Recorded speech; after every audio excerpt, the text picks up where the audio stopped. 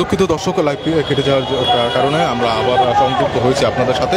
আপনারা দেখতে পাচ্ছেন তিতুমির কলেজের শিক্ষার্থী যাদের দাবি ছিল যে তিতুমির কলেজকে বিশ্ববিদ্যালয় করণ, এবং সেই দাবিতে তারা এখন রেলপথ যেটি আছে সেই রেলপথের উপরে তারা অবস্থান করছেন। এবং আপনাদের যদি একটু দেখানোর চেষ্টা করি, আপনারা দেখতে পাচ্ছেন যে চারপাশে আইনশৃঙ্খলা বাহিনী এবং মাঝখানে ঠিক রেল লাইনের মাঝখানে তারা বসে আছেন, এবং রেল লাইনের মাঝখানে বসে তারা তাদের যে আন্দোলন কার্যক্রম সেটা চালিয়ে যাচ্ছে।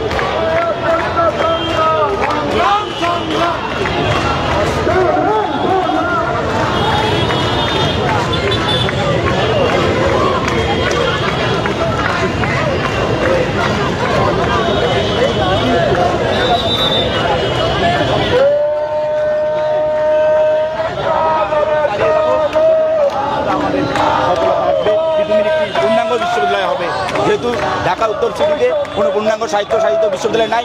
আপনারা জানেন ঢাকা দক্ষিণে দুইটাই পূর্ণাঙ্গ সাহিত্য বিশ্ববিদ্যালয় আছে। যখন 1997 সালে জগন্নাথ কলেজ এবং তিতুমির কলেজ ইন্টারমিডিয়েট একই সাথে বাদ করে দেওয়া হয় শুধু ভার্সিটি করার কারণে, কিন্তু যখন জগন্নাথ বিশ্ববিদ্যালয় 2005 সালে ভার্সিটি হয়, পরবর্তীতে রাজনৈতিক রোষানলের কারণে তিতুমিরকে বিশ্ববিদ্যালয় করা হয় না। 7 কলেজ মিলে একটি বিশ্ববিদ্যালয় করার দাবি করছে অনেকে, এই বিষয়ে আপনারা জানেন যে 7 কলেজ মিলে একটা 36 জুলাই নামে একটি বিশ্ববিদ্যালয় হওয়ার কথা এবং কার্যক্রম চলতেছে। আমরা চাচ্ছি না 7 কলেজের সাথে অ্যাড হইতে, যেহেতু আমরা ডাবি অধিভুক্ত 8 বছর ছিলাম। আমরা দেখেছিলাম বৈষম্য শিকার হয়েছিলাম, রেজাল্ট নিয়ে টাল বানা, পরীক্ষা দিচ্ছিলাম 3 মাসে, রেজাল্ট আবার 3 মাসে, আমাদের 1 ইয়ার যায় 6 মাসে। আমরা চাই 6 কলেজ মিলে আলাদা একটা বিশ্ববিদ্যালয় হোক, তিতুমিরকে স্বায়ত্তশাসিত পূর্ণাঙ্গ একটা বিশ্ববিদ্যালয় ঘোষণা করা হয়। রেলগেটে কতক্ষণ পর্যন্ত অবস্থান করবেন? আমাদের তো গতকালে কর্মসূচি আমরা প্রেস ব্রিফিংয়ের মাধ্যমে জানিয়ে দিয়েছিলাম যে আজকে সকাল 11টা থেকে আমরা রেলগেট এবং আমতলী মহাকালী থেকে গুলশান বাড্ডা লিং রোড অনির্দিষ্টকালের জন্য বন্ধ থাকবে।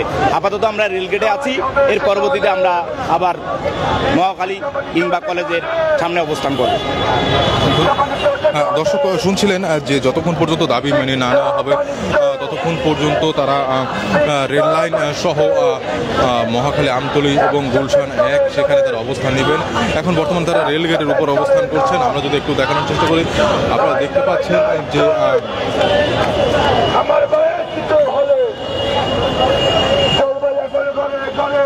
আপনাদের যদি একটু দেখানোর চেষ্টা করি, আপনারা কিন্তু দেখতে পাচ্ছেন যে রেল লাইন ঠিক মাঝখানে তারা অবস্থান করছে, এবং এই অনশনে যারা অংশ নিয়েছিলেন তারাও এখানে রয়েছেন। এবং সুখবর দেই সেটাতে আমাদের আশেপাশে অনেক তিতুমিরিয়ানরা ঘোড়ায় ফিটায় আছে, ভয়ের কোনো কারণ নাই। আমাদের তিতুমিরিয়ানরা অনেক জায়গায় আছে, ভয়ের কোনো কারণ নাই। আমরা এখানে অবস্থান করতেছি যতক্ষণ না রাষ্ট্রীয়তা সুঘোষিত আছে তিতুমির পূর্ণাঙ্গ বিশ্ববিদ্যালয়ের ঘোষণা। তাদের এই অবস্থান কর্মসূচি তারা পালন করে যাবে এবং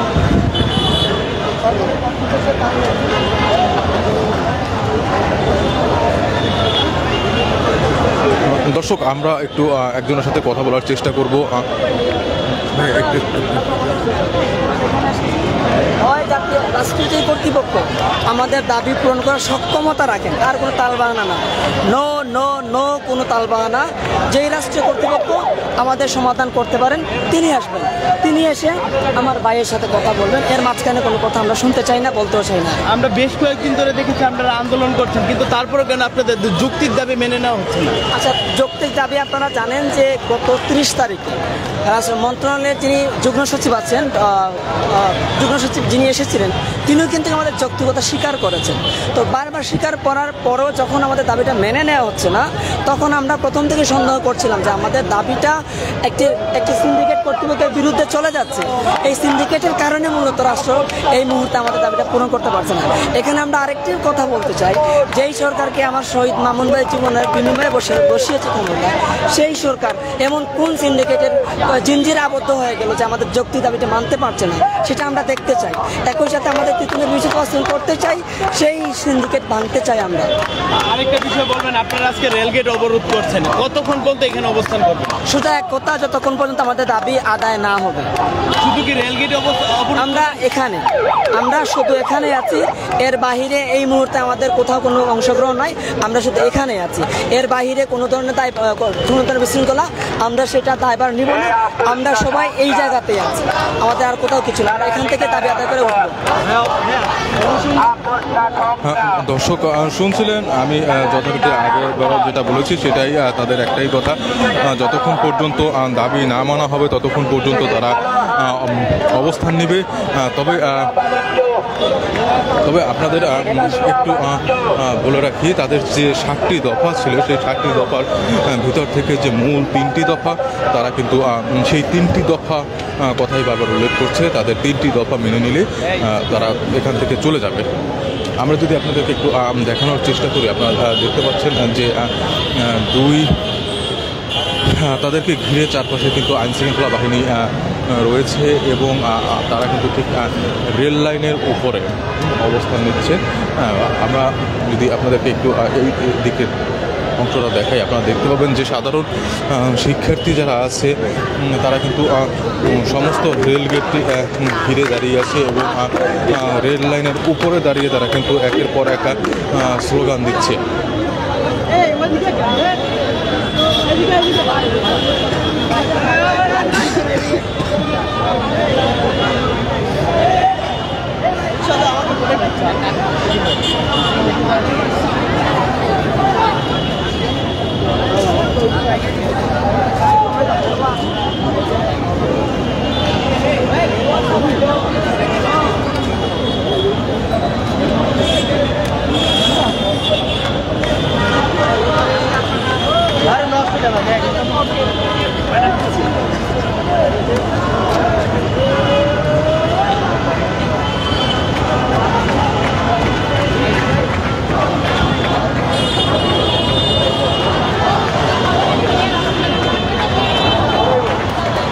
দর্শক, আমরা একজন শিক্ষার্থীর সাথে একটু কথা বলার চেষ্টা করব।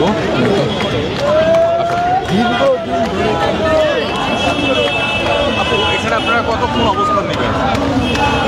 আমাদের আজকের অবস্থান কর্মসূচিটি আমাদের অনির্দিষ্টকালের জন্য এখানে অবস্থান কর্মসূচি। এই অবস্থান কর্মসূচি আমরা 2 দিন আগেই ঘোষণা করেছিলাম যে আমাদের ব্যারাসাত ব্যারিকেড টু মহাখালী যে কর্মসূচি, সেই কর্মসূচির অংশ হিসেবে আমরা রেলগেটে অবস্থান করছি এবং কতক্ষণ অবস্থান করব সেই বিষয়ে এখনো সঠিক তথ্য দিতে পারছি না। আমরা আপাতত অনির্দিষ্টকালের জন্যই অবস্থান করব এখানে। আপনাদের যে 3টি দাবি ছিল, এখন পর্যন্ত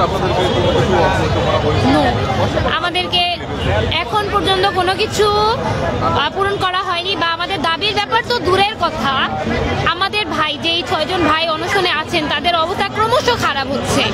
তারা আমাদের সাথে, আমার ভাইদেরকে এখন পর্যন্ত তারা দেখতে পর্যন্ত আসেনি। ক্ষমা চাওয়া তো পরের ব্যাপার, সেটা হচ্ছে সেটা তাদের দাপ্তরিক জায়গা থেকে বা প্রশাসনিক জায়গা থেকে ব্যাপারটা আলাদা, কিন্তু একজন মানুষ হিসেবে, একজন রাষ্ট্রের শাসনকর্তা হিসেবে তাদের যে দায়িত্বটা, তারা সেই দায়িত্বটা পালনে আমি মনে করি ব্যর্থ। কারণ আমার যে 6 জন ভাই মরছে বা মরতে বসেছে, তারা রাষ্ট্রেরই অংশ।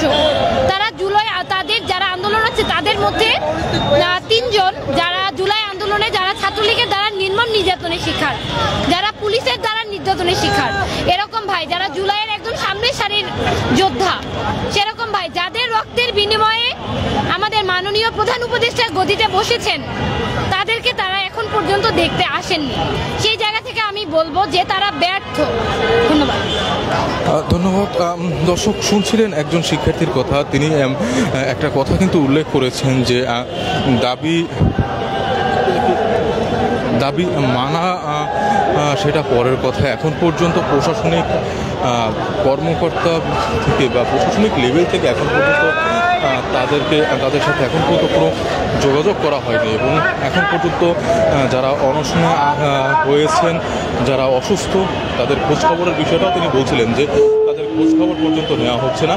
আপনাদেরকে যদি আরেকবার আমি বলে রাখি, বুধবার থেকে তারা কিন্তু এই অনশন কার্যক্রম শুরু করেছেন এবং আজকে সোমবার এখন পর্যন্ত তারা কিন্তু সেই একটানা অনশন কার্যক্রম যেটা আছে সেটা চালিয়ে যাচ্ছেন।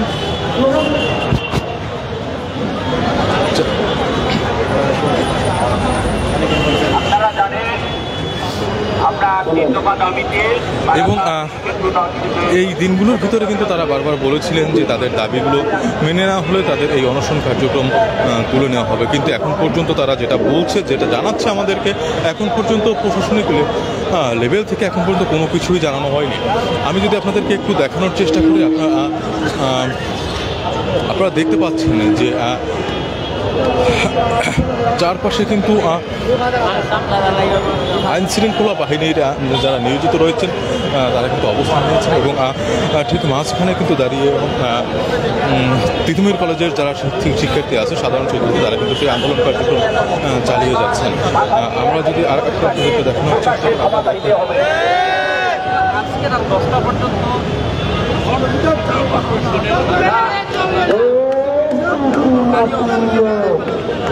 কলেজ গেটের সামনে তার সামনে তারা অবস্থানরত যারা ছিলেন, তাদের মধ্যে আজকেও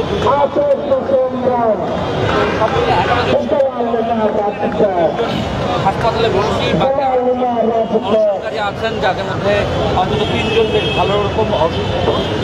তারা এবং এই পুরো অঞ্চলটি ঘিরে বিপুল সংখ্যক দর্শক, সকাল 11টার দিকে কিন্তু তারা তাদের কলেজ ক্যাম্পাসের সামনে থেকে তাদের যে বারাসাত নর্থ সিটি ব্লকের যে কর্মসূচিটা সেটা কিন্তু তারা শুরু করেছিল। আমরা আপনাদেরকে দেখিয়েছিলাম যথারীতি সেই থেকে শুরু করে তারা কিন্তু নর্থ সিটির আন্ডারে যেগুলো রয়েছে পয়েন্ট, মহাখালী, আমতলী, গুলশান 1 এবং রেলগেট, সেখানে কিন্তু তারা অবস্থান নিয়েছেন এবং তাদের কথা যতক্ষণ পর্যন্ত দাবি মেনে না নেওয়া হবে ততক্ষণ পর্যন্ত তারা অনির্দিষ্টকালের জন্য তাদের যে কার্যক্রম সেটি তারা চালিয়ে যাবেন। এবং সেই সাথে বলে রাখি যে তারা সকাল 10টা পর্যন্ত, আজকের কর্মসূচি তারা রাত্র 10টা পর্যন্ত দিয়েছেন এবং রাত্র 10টার ভিতরে যদি কর্তৃপক্ষ থেকে কোনো আশ্বাস কিংবা কোনো সদুত্তর না পান তাহলে কিন্তু তারা আগামীকাল এর থেকে কঠোর কর্মসূচির ডাক দেবে, এমনটাই তারা জানাচ্ছেন।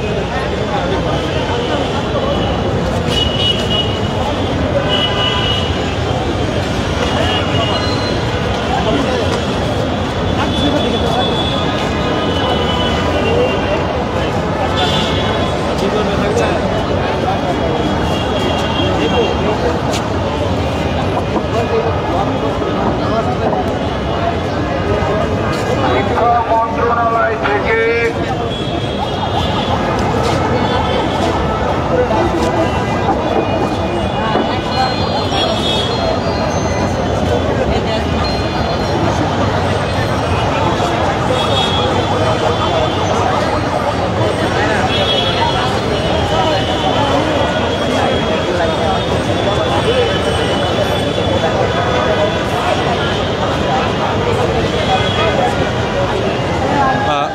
দর্শক, আমরা একজন শিক্ষার্থীর সাথে একটু কথা বলতে চাই।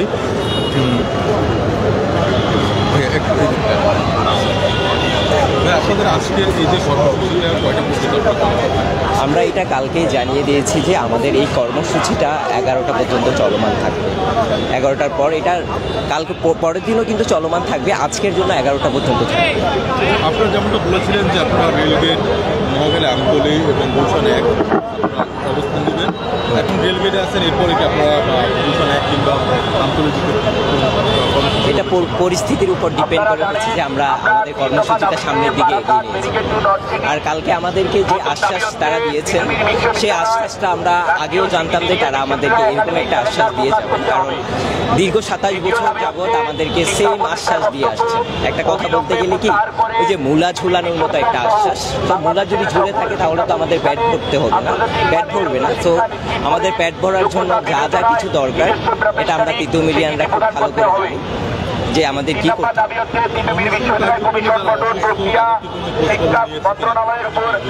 হ্যাঁ, আমাদের অনশনকারী 4 জন ভাই খুব গুরুতর অবস্থায় আছেন, অসুস্থ অবস্থায় আছেন, তাদেরকে মেডিকেলে নেওয়া হয়েছে। তাদের অবস্থা কিন্তু এখনো সুবিধাজনক না, খুবই খারাপ অবস্থায় আছে। এখন তাদের অবস্থা কি? এখন যারা আছেন, এখানে যারা আছেন তাদের অবস্থাও মোটামুটি এতটা ভালো না, তারা যে কোনো সময় অসুস্থ হয়ে যেতে পারে। আমরা চাই তারা অসুস্থ হওয়ার আগে তাদের যাতে কিছু না হয়, যদি তাদের কিছু হয় তাহলে আমাদের এই কর্মসূচি আরও কঠোর করতে আমরা বাধ্য হব। আমাদের শিক্ষার্থী ভাই যারা অনশনে আছেন তাদের যদি কোনো ক্ষতি হয় আমরা কিন্তু এটা ছেড়ে দিব না। একটা বিষয় সেটা হচ্ছে, আমরা দুপুরে নাগাদ একজনের মুখ থেকে শুনছিলাম যে আপনাদের কলেজ শিক্ষক যারা আছে সেই শিক্ষক মণ্ডল থেকে আপনারা সেইভাবে কোনো রেসপন্স পাচ্ছেন না, এটা কি আসলে সত্যটা কতটা আছে? আসলে হচ্ছে যে দেখেন, একটা জিনিস হচ্ছে নিজের আন্ডারে কাজ করা আর পরের আন্ডারে কাজ করা, দুইটার তফাৎ কিন্তু আপনি বুঝেন। যদি এই তফাৎটা আপনি বুঝতে পারেন তাহলে আপনি যে আমাকে প্রশ্ন করছেন এই প্রশ্নটার আমি আনসার আপনাকে দিতে হবে না, আপনি বুঝতে পারবেন। তারা আসছে, আমাদেরকে দেখাশোনা করছে, বাট দেখাশোনা বলতে হচ্ছে শুধু তারা মিডিয়াটাই কাভার করছে। হ্যাঁ, তাদের কাছে আসতে হবে, মিডিয়াতে কথা বলতে হবে, তাদেরকে দেখতে হবে। তারা হয়তো ভুলে গেছেন যে আমরা তাদের স্টুডেন্ট, তারা হয়তো ভুলে গেছেন যে আমরা তাদের সন্তান। তো সন্তানের জন্য যা যা কিছু করার দরকার তারা কিন্তু আমাদের সাথে এটা করেননি। সো ওরা শুধু মিডিয়া কাভার করে বলতে চলে গেছেন, এটাই।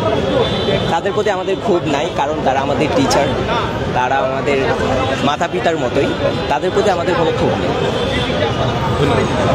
দর্শক শুনছিলেন একজন শিক্ষার্থীর কথা। আমরা যদি একটু আরেকজনকে একটু কথা শোনার চেষ্টা করি। পুরো ডিটেলসটা বলবেন, মানে আপনি প্রশ্ন আরেকবার করেন। এখানে আজকে যে রেল মূলত কারণটা কি, আর আপনাদের আজকে বেগবান হবে? আচ্ছা, আপনি অবশ্যই জানেন এটা হচ্ছে 28 বছরের আন্দোলন। আমরা এই 28 বছরের আন্দোলনে 14, 7, 24, এখন 25 আমরা আন্দোলন করে এসেছি শান্তিপূর্ণভাবে। আমরা 18 তারিখেও আন্দোলন করেছি, আমরা 35,000 শিক্ষার্থীর ম্যান্ডেট নিয়ে আন্দোলন করেছি। এই আন্দোলন আমরা শান্তিপূর্ণ রেখেছিলাম। আমরা এখনো আমাদের যে 4 থেকে 5 দিন থেকে যে আন্দোলন হচ্ছে, আমরা কোনো জায়গায় আধা ঘন্টার বেশি দাঁড়াইনি, যেন জনদুর্ভোগ সৃষ্টি না হয়। কারণ এটা আমাদের সরকার, এই সরকারকে আমরা ভালোবাসি মন প্রাণ থেকে। এই সরকারকে আমরা বসিয়েছি, আমরা ফ্যাসিবাদকে তাড়িয়ে সরকারকে বসিয়েছি। দর্শক শুনছিলেন একজন শিক্ষার্থীর কথা। তিনি যেমনটি বলছিলেন। দর্শক আমরা যদি একটু দেখানোর চেষ্টা করি আপনাদেরকে, যে আপনারা দেখতে পাচ্ছেন যে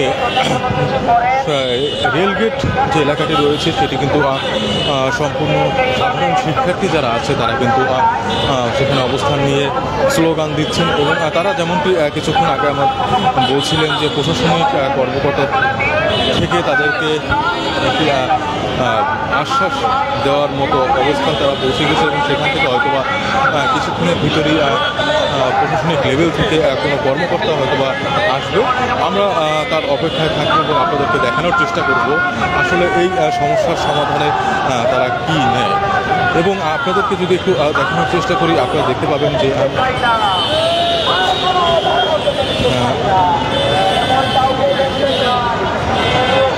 আমাদের দাবি মেনে নিতে পারবে। কথা শুনবে না। আজকে যখন আসবে ওনাদের আমরা একটা সদুত্তর নিয়ে তারপর এখান থেকে করবো। না হয় আমাদের আন্দোলন চলমান থাকবো। আর আমরা চাই না এমন কেউ এসে বলে যাবেন গতদিনের মতো যে আমি এখানকার কোনো কিছু সিদ্ধান্ত দেওয়ার অধিকার রাখি না, এরকম কেউ আসুক আমরা চাচ্ছি না। আমরা চাই সিদ্ধান্ত দেওয়ার মতো এমন কেউ আসুক, এখান থেকে সিদ্ধান্ত নিয়ে আমরা যাবো। না, উনি ডিসি মহোদয় আছেন, ওনার সাথে যখন কথা বললাম উনি বললেন যে কি এখনো পথে আছেন, মন্ত্রণালয় থেকে একটা টিম আমাদের সাথে দেখা করার জন্য আসতেছে। আপনাদের যে প্রথম দাবি ছিল আজকের কর্মসূচির শিক্ষা উপদেষ্টাদের ক্ষমা চাওয়া, সেই বিষয়ে আসলে সর্বপ্রথম দাবি হচ্ছে তিতুমিরকে বিশ্ববিদ্যালয় হিসেবে রাষ্ট্রীয় স্বীকৃতি, এটি নিয়ে আমরা এখান থেকে যাবো। শিক্ষা উপদেষ্টার যে ক্ষমা চাওয়া বিষয়টা অবশ্যই উনি যে বক্তব্যটা দিয়েছেন সেটা আসলে খুবই শিশুসুলভ হয়ে গেছে, যেটা আপনার ওই চেয়ার থেকে বসে দায়িত্বহীন এরকম বক্তব্য আমরা আশা করি না। উনি হয়তো বা ওনার চেয়ারের ওজন বুঝতে পারেন নাই, আমি আশা করবো ওনার চেয়ারের ওজনটা বুঝে উনি কথা বলেন। দর্শক, যেমনটা শুনছিলেন যে মন্ত্রণালয় থেকে যারা উপরস্থ কর্মকর্তা রয়েছেন তাদের এখানে আসার একটি কথা তিনি বলছিলেন। আমরা তার অপেক্ষায় থাকবো এবং আমরা দেখব তাদের এখানে কি কার্যক্রম থাকে।